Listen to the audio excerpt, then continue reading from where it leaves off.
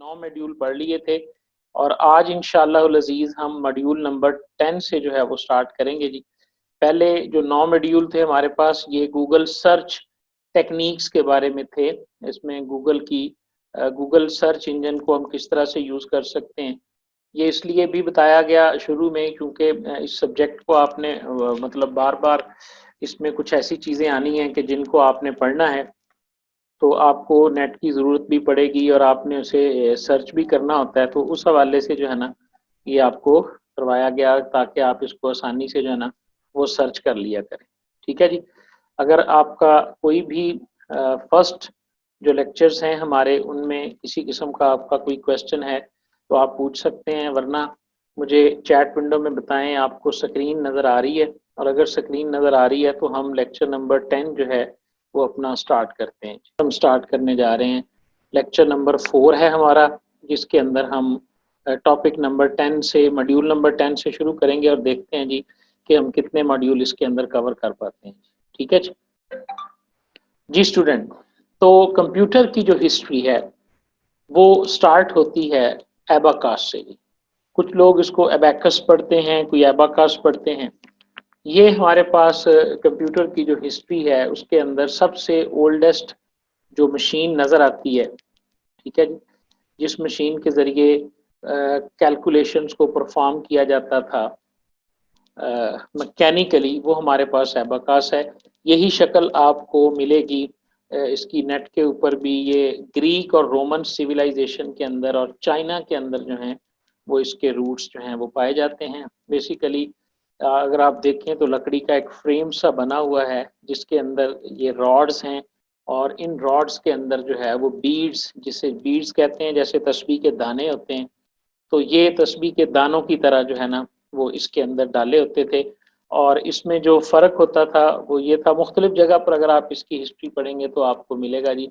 ये rectangular frame जो था, चाइनीज़, जापानीज़, ग्रीक और रोमन जो हैं, वो अपने बच्चों को एज़ एक कह लें कि गेम बच्चों को दिया जाता था। ठीक है? और उस वो बच्चे जो होते थे, वो इसके ज़रिए बेसिक कैलकुलेशंस जो हैं वो परफ़ॉर्म किया करते थे। ठीक है जी? ये कैलकुलस। अच्छा, कंप्यूटर की जो हिस्ट्री है, जो इसकी रूट्स हैं कंप्यूटिंग की, ये जब हम मुख्तलिफ़ विकिपीडिया पे भी आप पढ़ेंगे तो ये हिस्ट्री कुछ इस तरह से है कि जो जो मशीन जो है, वो पिछले 200, 300, 400 साल में पाई गई न्यूमेरिकल ऑपरेशंस को परफ़ॉर्म करने के लिए उसे कंप्यूटर की हिस्ट्री में इंक्लूड किया गया है। तो सबसे पहली जो मशीन इसके अंदर आई थी, वो आ गया हमारे पास एबाकस की। एबाकस के बाद जो दूसरी मशीन इसके अंदर आई है, वो हमारे पास है गॉटफ्रीड लेबनीज़ की। ठीक है जी? ये साइंसदान था, इसने कुछ काम किया, फिर ब्लेस पास्कल ने भी इसके ऊपर काम किया और फिर उसके बाद चार्ल्स बाबेज ने भी काम किया। चूँकि आप लोग CS 101 के स्टूडेंट हो, आपने क्विज़ेज़ भी करने होते हैं और आपने मिड टर्म के अंदर भी जो MCQs आपके पेपर में आते हैं, तो आप इन के नाम, इनके जो कंट्री नेम है वो भी याद कर लीजिएगा और जो इनके ईयर्स हैं, इनको भी आप अपने ज़हन में बिठा लीजिएगा। अगर लॉन्ग क्वेश्चंस हों तो उनमें तो इनकी इतनी ज़्यादा अहमियत नहीं होती, लेकिन चूँकि MCQs जो हैं वो आपके सिलेबस का और आपके एग्ज़ामिनेशन पॉइंट ऑफ व्यू से उसमें जो हैं ये इम्पोर्टेंस इख्तियार कर जाते हैं। इस तरह की जो डेट्स वगैरह से रिलेटेड आपका डाटा होता है, तो इसलिए अगर आप इसको देख सकते हैं और आप इसे जो है ना वो इन डेट्स वगैरह को, इनके नाम को और इनके कंट्रीज़ को जो है वो आप याद कर सकते हैं। ये कुछ लोग हैं जी, जिन्होंने ये आम तौर पे इनमें से ज़्यादातर लोग जो हैं वो मैथमेटिशियंस थे, जिन्होंने अपनी ज़रूरत के तहत अपनी जो है वो किसी न किसी मसरूफ़ियत के तहत कुछ मशीनें बनाई, जिन मशीनों को इन्होंने अपनी रूटीन लाइफ़ के अंदर जो है वो इस्तेमाल किया और वो मशीनें जो हैं वो कंप्यूटर हिस्ट्री के अंदर इस्तेमाल हुई। ठीक है जी? अब आप देख सकते हैं जी, यहाँ पर ये सबसे पहले एक आपको नज़र आ रहा है, ये गियर टेक्नोलॉजी थी जो ब्लेस पास्कल ने जो है वो इंट्रोड्यूस करवाई थी। ठीक है जी? इसे पास्कलाइन कहते थे और अगर आप देखें तो इसके ऊपर ना वो डायलर से बने हुए हैं और यहाँ पर आपको ऊपर नज़र आ रहा है कि ये नंबर हैं, यानी ये आपके पास डिजिट होते थे। अगर आप 5, 3, 2 लिखना चाहते थे तो आप इस तरह इन डायलर्स को घुमाकर यहाँ पर रकम कर देते थे, ठीक है? और उसी तरह जो है वो आप इनको यूज़ कर लिया करते थे, ठीक है जी? उसके बाद अब हमारे पास पंच कार्ड की टेक्नोलॉजी आई। पंच कार्ड जो थी ये कंप्यूटर के अंदर सबसे पहली इनपुट की जो थी वो टेक्नोलॉजी थी, ये याद रखिएगा जी। कंप्यूटर के अंदर सबसे पहले हरमन हॉलीरैथ ने इसको इंट्रोड्यूस करवाया और ये आईबीएम कंपनी जो जो इंटरनेशनल बिजनेस मशीन है 1860, ये हरमन हॉलीरैथ का इरा है। 1890 की सेंसस के अंदर इसने एक पंच कार्ड मशीन जो है उसको इलिस्ट्रेट बनाया था। ये पंच कार्ड जो है ये बहुत पुराने तक भी मतलब बहुत अरसे तक ये यूज़ होते रहे हैं। ये मशीन के अंदर इनपुट करने के लिए हम इनको आमतौर पे इस्तेमाल किया जाता था। जिस तरह ये आप देख रहे हैं पंच कार्ड सा एक बना हुआ है, ये भी टेक्नोलॉजी या रूट्स ऑफ कंप्यूटिंग के अंदर जो है ये भी हमारे पास आता है। उसके बाद 2 चीज़ें थी रूट्स के अंदर, या मैकेनिकल ड्रिवन डिवाइसेस थे या इलेक्ट्रॉनिक्स ड्रिवन डिवाइसेस थे। ऐसे डिवाइसेस जो इलेक्ट्रिसिटी पे चलते थे उनको इलेक्ट्रॉनिक्स ड्रिवन, यानी जिनके अंदर आप कह लें आईसी, ट्रांजिस्टर, इस तरह की चीज़ें मौजूद थी, वो इलेक्ट्रॉनिक्स ड्रिवन मशीन्स हैं जो कंप्यूटर की हिस्ट्री में आपको मिलेंगी। और कुछ मशीन्स ऐसी हैं जिस तरह की ऊपर गुजर गई हैं, एबैकस उनमें से है, पास्कलाइन उनमें से है। ये मशीनें ऐसी थी जो कि हमारे पास सिर्फ गियर ड्रिवन मशीनें थी। जिस तरह ये देखें उसने सबसे पहले पास्कल का नाम दिया, लेबनीज का नाम दिया और बाबेज ने जो मशीनें बनाई, लेबनीज पास्कल ने जो बनाई थी उसका नाम जो था वो पास्कलाइन था। लेबनीज की बनाई हुई मशीन का नाम मुझे याद नहीं है, और चार्ल्स बाबेज ने जो मशीन बनाई थी उसका नाम डिफरेंस इंजन या इलेक्ट्रॉनिक्स एनालिटिक इंजन था जी। उसके बाद आप देखें कि इलेक्ट्रॉनिक्स का दौर जो है ये 19वीं सदी के अंदर जो है वो स्टार्ट हुआ। उस वक़्त फिर हमारे पास सबसे पहले 1940 के अंदर और 1944 ये इरा बनता है, हम इसको 1940s का नाम देते हैं। जॉर्ज स्टिब्स जो है इसने 1940 के अंदर एक पहला इलेक्ट्रॉनिक कंप्यूटर या इलेक्ट्रोमैकेनिकल मशीन तैयार की थी जिसे मार्क 1 का नाम दिया गया था, ठीक है? और हार्वर्ड यूनिवर्सिटी के जो थे आईबीएम के ओनर थे और आईबीएम के इंजीनियर थे हार्वर्ड एकन ने जो है वो इन मशीन्स को बनाया था जो कि इलेक्ट्रोमैकेनिकल थे, ठीक है जी। उसके बाद फिर आप देखा इसने कि ये मतलब इसमें इलेक्ट्रॉनिक्स भी इंट्रोड्यूस हो गई और मैकेनिकल भी होगी। जो पहली सबसे पहली प्योरली इलेक्ट्रॉनिक मशीन या इलेक्ट्रॉनिक कंप्यूटर जो है जिसके अंदर कोई भी चीज़ मैकेनिकली हैंडल नहीं होती थी उसका नाम था ENIAC. ENIAC stands for electronic numerical integrator and calculator. ये सिनोनिम, ये जो इसका एब्रीवेशन है और इसकी जो फुल फॉर्म है इसका भी आपको पता होना चाहिए। किसने बनाया था जी? जॉन माचले ने और प्रेसर एकर्ट ने जो है ये बनाया था। मोरे स्कूल के अंदर ये मशीन जो है वो electrical engineering department university of Pennsylvania के अंदर एनिएक 1। क्या खूबी है इसकी या क्या यूनिकनेस है इसकी? इसकी यूनिकनेस ये है कि ये कंप्यूटर हिस्ट्री के अंदर सबसे पहली फुली इलेक्ट्रॉनिक मशीन के तौर पे रजिस्टर हुआ था। ये ज़रा इसका साइज़ देख लें जी। ये एक कंप्यूटर है जी जो आपको नज़र आ रहा है। कहा जाता है कि ये पोर्टेबल नहीं था और ये इतनी ज़्यादा लाइट यूज़ करता था, 140 केवी। ये देखें जी, ज़रा आप ज़रा अंदाज़ा लगा लीजिएगा कि कंप्यूटर जो पहला इलेक्ट्रॉनिक कंप्यूटर था उसकी कुछ खूबियाँ और करैक्टरिस्टिक्स देखें जी। 1800 स्क्वायर फीट जो है जी इसका साइज़ था। 1800 स्क्वायर फीट, यानी मेरा ख्याल है इस वक़्त आप जिस रूम में बैठे होंगे उसका जो रकबा है वो 1800 स्क्वायर फीट नहीं होगा। 1800 स्क्वायर फीट होने के लिए आप अंदाज़ा लगा लें कि अगर 30 फीट चौड़ा हो तो 60 फीट अगर उसकी लंबाई होगी तो फिर जाके ये आपके पास जो है वो 1800 फुट बनता है। तो 1800 स्क्वायर फीट जो था वो टोटल रकबा था जो एनिएक ने ऑक्यूपाई किया था। 20,000 वैक्यूम ट्यूब्स जो हैं वो इसके अंदर इस्तेमाल हुई थी। ये पहला इलेक्ट्रॉनिक पुर्जा था जो कंप्यूटर बनाने के लिए इस्तेमाल हुआ। उस दौर में चूंकि उस वक़्त यही सबसे बेहतरीन टेक्नोलॉजी थी वैक्यूम ट्यूब की, 1500 रिलेज इसके अंदर यूज हुई, 10,000 कैपेसिटर्स और इसी तरह 70,000 रजिस्टर्स, 200 किलोवाट इलेक्ट्रिसिटी रिक्वायर्ड थी इसे, और इसका वजन था 30 टन। 30 टन का मतलब क्या है जी, 750 मन जो है वो इसका उन दिनों में वजन था, और इसकी कीमत थी, जरा कीमत पढ़ के आप हैरान हो जाएं जी, पाकिस्तानी 1 अरब रुपया तकरीबन बनता है।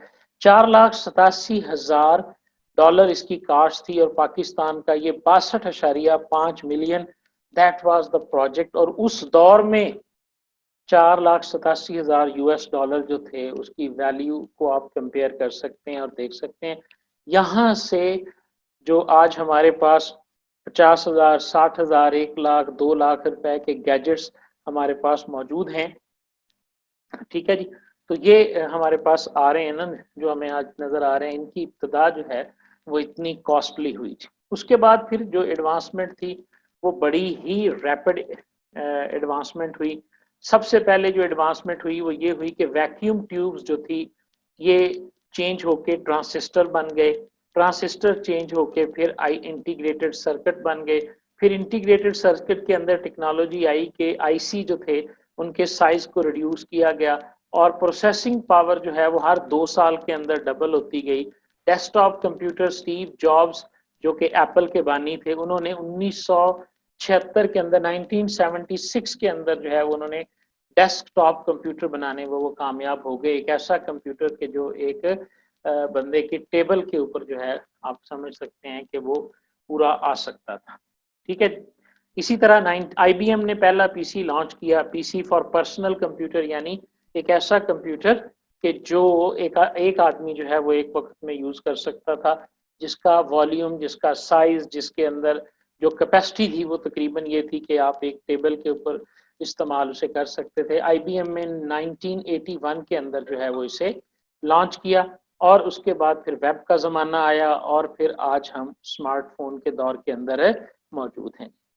यहाँ तक बेटा अगर सारी बातों की समझ आ गई है या कोई मजीद आप चीज़ पूछना चाहते हैं तो आप पूछ सकते हैं। जी ईशा, पेपर में लॉन्ग क्वेश्चन आते हैं, पेपर का जो पैटर्न होता है उसके ऊपर भी हम डिस्कस करेंगे, लेकिन एमसीक्यूज और शॉर्ट क्वेश्चन जो होते हैं ये होते हैं पेपर के, ठीक है। और 1 या 2 लॉन्ग क्वेश्चन होते हैं 5 नंबर के या 10 नंबर के, वो भी आप अपने अल्फाज में लिख सकते हैं। अगर आपको उसका कॉन्सेप्ट है तो बुकिश नॉलेज जो है वो वर्चुअल यूनिवर्सिटी में नहीं चलता। अगर आपसे डेफिनेशन पूछी जाए और आप 10 लाइनें टाइप कर दो, लेकिन अगर वो इररेलेवेंट होंगी तो आपको 0 मार्क मिलेगा, ठीक है। बुक यही है जी, कोई बुक नहीं आपने लेनी, यही हैंडआउट्स जो हैं यही आपकी बुक है, यहीं से आपने पढ़ना है। मिड का, फाइनल का, और जब से ये कोविड आया है अभी तक कोई डेफिनेट पैटर्न नहीं है। पिछले 2 सेमेस्टर से ग्रैंड क्विज हो रहा है, ठीक है। और उसके बाद अगर हालात इसी तरह रहेंगे तो फिर इस सेमेस्टर में भी ग्रैंड क्विज होगा, 30 एमसीक्यूज पर मुश्तमिल होता है, फिर फाइनल टर्म होता है, और अगर नहीं होगा तो फिर ये आपको LMS के अंदर आपके कोर्स के अगेंस्ट जो है कुछ अरसे तक ग्रेडिंग स्कीम जो है वो बता दी जाएगी कि हर कोर्स की जो है वो ग्रेडिंग स्कीम क्या है। ये हैंडआउट्स हार्ड कॉपी में भी मिल जाते हैं जी, आप ऑनलाइन जो बुक शॉप है वहां से भी खरीद सकते हैं।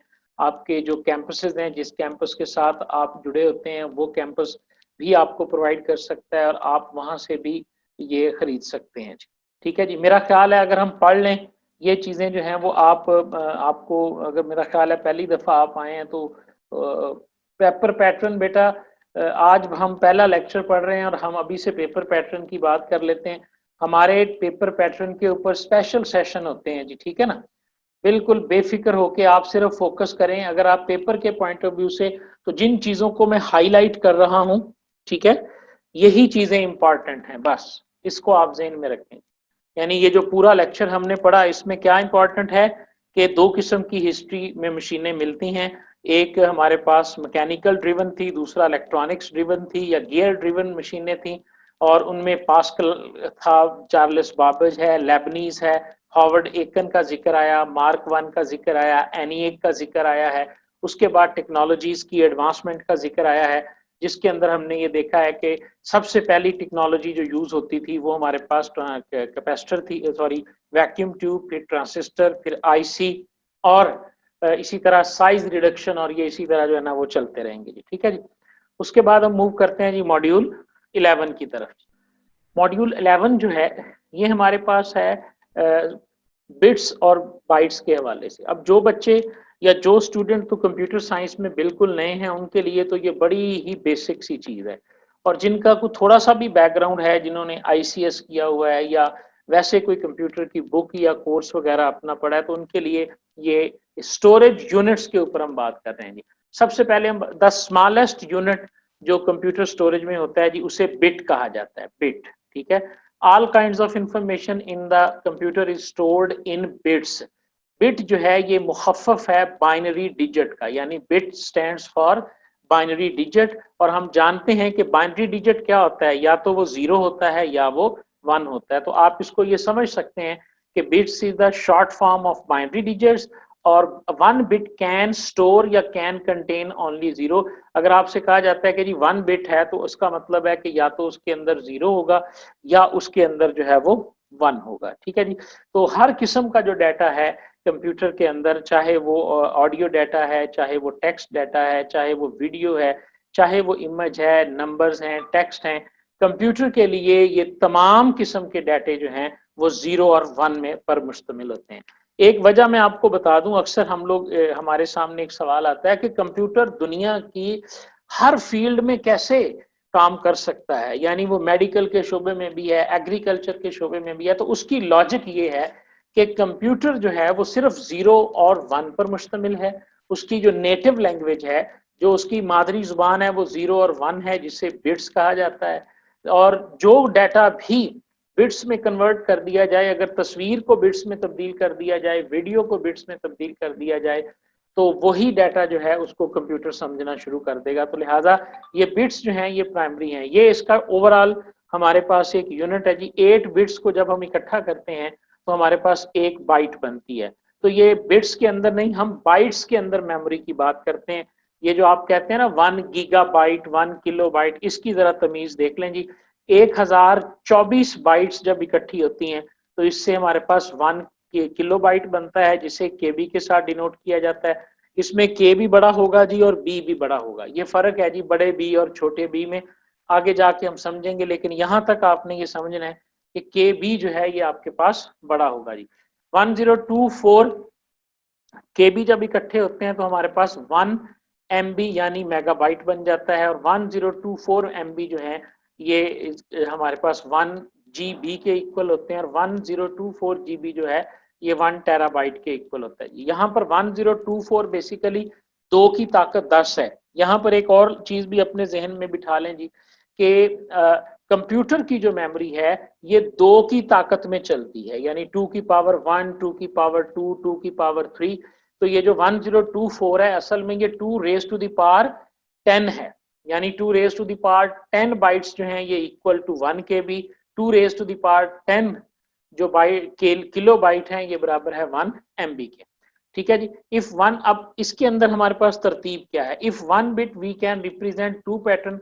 जो बिट्स होती हैं इनकी तादाद से कितने हिस्से बन सकते हैं, ये एक रूल है। ये मैं आपको यहाँ पे समझाता हूँ जी। यहाँ पर मैं आपको समझाता हूँ जी। फर्ज करें कि मेरे पास एक बिट है, एक बिट में मैं क्या स्टोर कर सकता हूँ, या मैं 0 स्टोर कर सकता हूँ या 1 स्टोर कर सकता हूँ। ठीक है। अगर मेरे पास एक बिट है, एक बिट का मतलब क्या हो गया, अब इसका मतलब पता क्या है, एक बिट का मतलब है कि 2 की ताकत 1।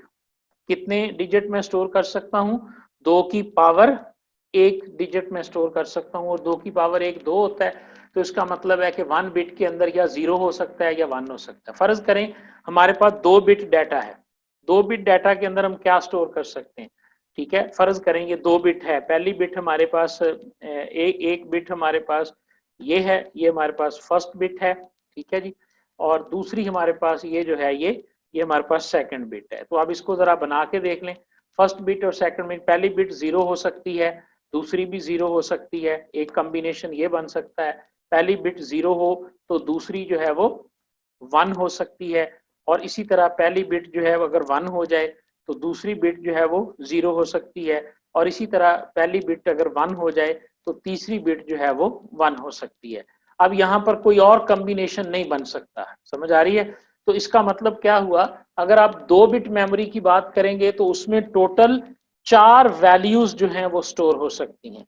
अगर आप 1 बिट वैल्यू की बात करेंगे तो उसके अंदर 2 वैल्यूज जो हैं वो स्टोर हो सकती हैं, या 0 या 1। और अगर हम 2 बिट बनाएंगे तो उसके अंदर 4 वैल्यूज, ये 4 कैसे हो गई? ये हो गई जी 2 की ताकत 2 के साथ, यानी ये रूल बन गया 2 की ताकत 2। तो अब जरा मुझे चैट विंडो में आप बताएंगे कि अगर हम 3 बिट्स के अंदर डाटा स्टोर करेंगे, 3 बिट्स के अंदर, तो टोटल कितनी वैल्यूज जो हैं वो हम स्टोर कर सकते हैं, ठीक है? तो वो होती हैं 2⁻³ यानी 8 वैल्यूज जो हैं वो 3 बिट में स्टोर की जा सकती हैं, ठीक है? अगर हम 4 बिट्स को यूज करेंगे तो 4 बिट्स के अंदर हम वैल्यूज यूज कर सकते हैं 16, और अगर हम 5 बिट्स यूज करेंगे तो उसके अंदर वैल्यूज 32 यूज हो सकती हैं, और अगर हम 6 बिट्स को यूज करेंगे तो उसके अंदर वैल्यूज हमारी 64 यूज हो सकती हैं। तो ये एक कॉम्बिनेशन है आपके पास जो आपको याद होना चाहिए कि हम जितनी बिट्स कैपेसिटी को बढ़ाते चले जाएंगे हमारे पास उतनी ज्यादा वैल्यूज जो हैं वो हम उसके अंदर स्टोर कर सकते हैं। बिल्कुल ये आपको समझ आना चाहिए जी, ये पैटर्न जो है वो किस तरह से है। इसको ना मैं समझाने के लिए अक्सर एक मिसाल देता होता हूँ जी, ठीक है जी। मतलब एक मैं मिसाल देता होता हूँ, फर्ज करें जी ना आपके पास एक बल्ब है, इसको जरा ध्यान से अब सुनिएगा जी, ठीक है? ये बिट्स को समझने के लिए आप समझें कि आपके पास एक बल्ब है। जब आपके पास एक बल्ब है तो आप इस एक बल्ब से कितने डिफरेंट इशारे जो हैं या कितने डिफरेंट सिग्नल अगले बंदे को दे सकते हैं। तो आप उसे बंद करेंगे तो एक सिग्नल बंद के साथ आप उसे कन्वे कर सकते हैं, फिर आप इसे ऑन करें तो एक सिग्नल आप ऑन करके उसे कन्वे कर सकते हैं। आप उसे बता दें जी 0 का मतलब ये है, और यानी ऑफ का मतलब ये है जिसे आप 0 कह लें, और ऑन का मतलब 1 है जिसे आप ये जो है ना वो 1 समझ सकते हैं, ठीक है? फिर आप समझेंगे आपके पास 2 बल्ब हैं। अब 2 जो बल्ब हैं, अब इसके बाद आप किसी को दिखाना चाह रहे हैं कि 2 जो बल्ब हैं इससे कितनी वैल्यूज या कितनी चीजें या कॉम्बिनेशन जो है ना वो जनरेट हो सकते हैं। तो 2 बल्ब से जो कॉम्बिनेशन क्रिएट हो सकते हैं उसमें आप देखें कि दोनों बल्ब को हम ऑफ कर दें, जैसे ये मैंने 0 0 बोला, ठीक है? एक कॉम्बिनेशन ये बन सकता है। एक बल्ब को ऑफ कर दें, दूसरे को ऑन कर दें, फिर आप जो पहले वाला है उसे ऑन कर दें, दूसरे को ऑफ कर दें, यानी 4 मुख्तलिफ कॉम्बिनेशन जो हैं वो उससे जनरेट हो सकते हैं। अगर आपके पास अब एक कंप्यूटर के अंदर 8 बिट मेमोरी है तो इसका मतलब ये है कि वो computer 2⁻8 number of symbols, number of values को समझता है, उससे ज्यादा नहीं समझता।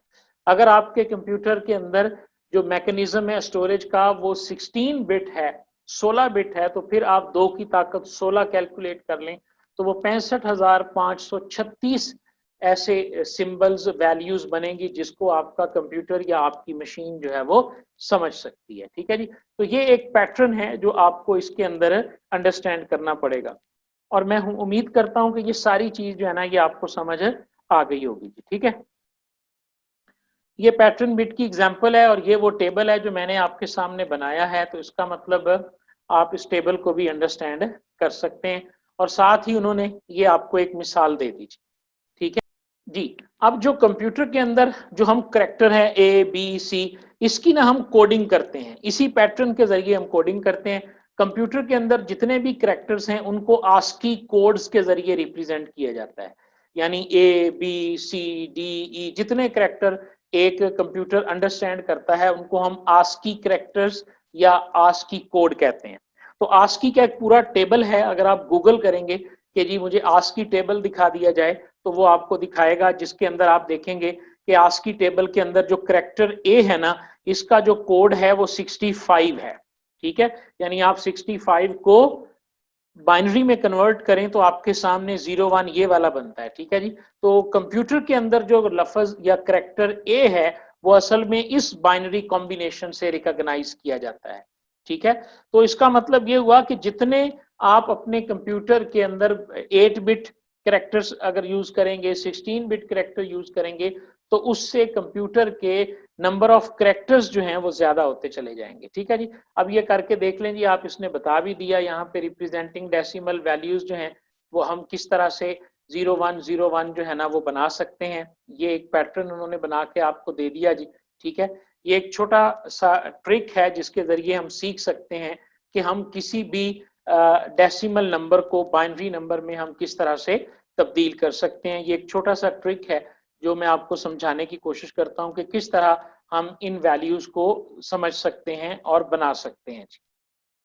सारे रेडी हैं जी इसके लिए कि मैं आपको ये ट्रिक समझाता हूं कि हमने 65 को किस तरह डायरेक्टली बाइनरी में कैसे चेंज करना है, या कोई भी अगर आपको नंबर दिया जाता है तो उसको आप जो है वो डायरेक्टली किस तरह से आस्की कोड जो आपको दिया जाएगा उस आस्की कोड को आप डायरेक्टली बाइनरी में किस तरह से चेंज कर सकते हैं जी। ठीक है जी, तो ये जरा समझिएगा जी। जिस तरह डेसिमल नंबर सिस्टम के अंदर आपके पास इकाई, दहाई, सैकड़ा, यूनिट, 10, 100 होता है, इसी तरह बाइनरी नंबर सिस्टम के अंदर जो पहली पोजीशन होती है वो 2 रेज़ टू द पावर 0, ये 1 के बराबर है। 2 रेज़ टू द पावर 1 ये 2 के बराबर है। 2 रेज़ टू द पावर 2, 3, 4, 5 इनकी वैल्यू बना लें, ये बनती है जी 1, 2, 4, 8, 16, 32, 64 और 128, और ये 8 बन गई हैं। गिन लें जी, 1, 2, 3, 4, 5, 6, 7, 8, क्योंकि 0 से शुरू हुआ है तो आखिरी जो है वो 7 तक है। अब फर्ज करें कि मैं यहाँ पर 65 बनाना चाहता हूँ। ठीक है, तो सिंपल तरीका इसका क्या है कि आप इसको किस तरह से बनाएंगे, मैं पहले आपको ट्रिक बताता हूँ। आप यहाँ से देखें, ये जो 128, 24, 32 है, किन करेक्टर्स को जमा करके 65 बनता है, समझ आ रही है? ये जो 128, 64, 32, 16, 8, 4, 2, 1 है ना, इन वैल्यूज में से कौन कौन सी वैल्यू को हम सम करें तो हमारे पास 65 बनेगा जी। ये जरा देखें जी। ठीक है, तो हमारे पास जो 65 बनेगा वो बनेगा जी 64 को, और अगर 1 को हम प्लस कर लें तो हमारे पास 65 बन जाएगा। अब आप क्या करेंगे कि इसके नीचे आप 1 लगा दें, बाकी सब को 0 कर दें, तो ये इनका बाइनरी नंबर बन जाएगा। ये देखें, ये उसने कन्वर्ट करके देखा है। यहाँ जिसको जमा करने से वो बनता है, उस वाली बिट को ऑन कर दें, यानी उसको आप 1 कर दें, बाकी सारी 0 रहने दें, तो आपके पास ये वाला जो नंबर होगा, आप इसको कन्वर्ट करके देख लें। मैं आपको यहाँ पर मेरा ख्याल है मैं करके दिखाता हूँ जी आपको, फिर आपको ज्यादा अच्छे तरीके से इसका अंदाजा होगा। मैं पूरी स्क्रीन जो है वो आपके साथ शेयर कर रहा हूँ जी। ठीक है, एलसीएम वाला मेथड वगैरह तो है, लेकिन ये एक डायरेक्ट मेथड है जी। यहाँ पर मैं आया और मैंने गूगल के अंदर ये लिखा जी, ये देखें, मैंने गूगल के अंदर लिखा जी बाइनरी कन्वर्टर जी। ठीक है, अब हमने बाइनरी कन्वर्टर यहाँ पर देख लिया। मैं कहता हूँ जी कि 65 जो है, ये देखिएगा जी जरा, 65 इंटू बाइनरी मैंने लिखा, तो ये मुझे बता देगा जी कि 65 जो बाइनरी में है वो इसके बराबर है जी 1000000 1 के इक्वल होता है। इसके लेफ्ट पे भी एक 0 लगी हुई है। ठीक है, अब हम कोई और नंबर कन्वर्ट करते हैं जी। फॉर एग्जाम्पल मैं कहता हूं जी कि हम कन्वर्ट करते हैं कि 132 किसके बराबर होता है। ठीक है, 132 जो है ये अब हम बनाते हैं। तो हम जाएंगे अपने टेबल के अंदर, जो हमने टेबल देखा हुआ है, और इसमें से इन तमाम को मुख्तलिफ को जमा करके देखें कि 132 कैसे बनता है। तो 132 बनता है जी, अगर हम 128 को और 4 को जमा कर दें तो हमारे पास 132 बन जाएगा।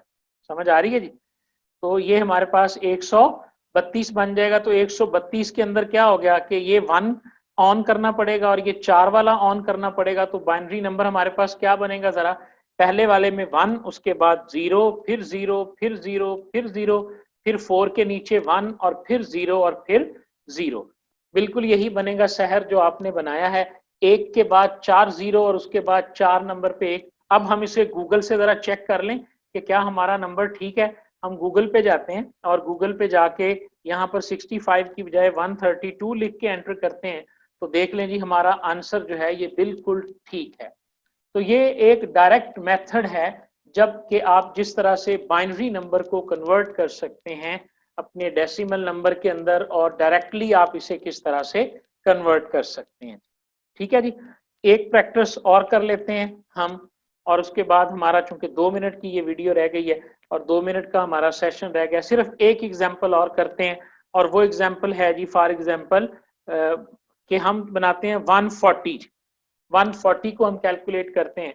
तो 140 के लिए हम यहाँ पर देख लें जी, एक तो 128 इसमें यूज होगा, ठीक है, और उसके बाद आप इसमें क्या जमा करेंगे, 128 के अंदर 12 चाहिए हमें, 8 को जमा कर लें और 4 को जमा कर लें, 8 और 4 12, 128 उसके बाद जमा 8, यानी आपके पास होगा 128 प्लस 8 और प्लस 4, ठीक है। और इन वाली बिट्स को अगर हम ऑन करेंगे तो हमारे पास बनेगा जी कि 1 आएगा, उसके बाद 0 0 0, फिर 1 आएगा, फिर 1 आएगा और फिर 0 0 आएगा जी। शहर को काफी अच्छे तरीके से समझ आ गई, साइम, आयशा, सारे स्टूडेंट्स को समझ आ गई है जी। बिल्कुल इसी तरह बनेगा। इसको हम क्रॉस वेरीफाई कर लेते हैं गूगल में जाके कि क्या हमारा ठीक है। हम इसकी जगह 130 की जगह 140 लिखेंगे तो आप अपना आंसर चेक कर लें जी कि 100% आपका आंसर जो है वो ठीक है। तो इस तरह का सवाल भी पेपर में आ जाता है जी। अब अगर आपके पास क्विज के अंदर 90 सेकंड में एक कन्वर्जन आती है तो आप उसको इस तरीके के अलावा कैसे 90 सेकंड के अंदर ज़रब तकसीम से फाइंड कर सकते हैं।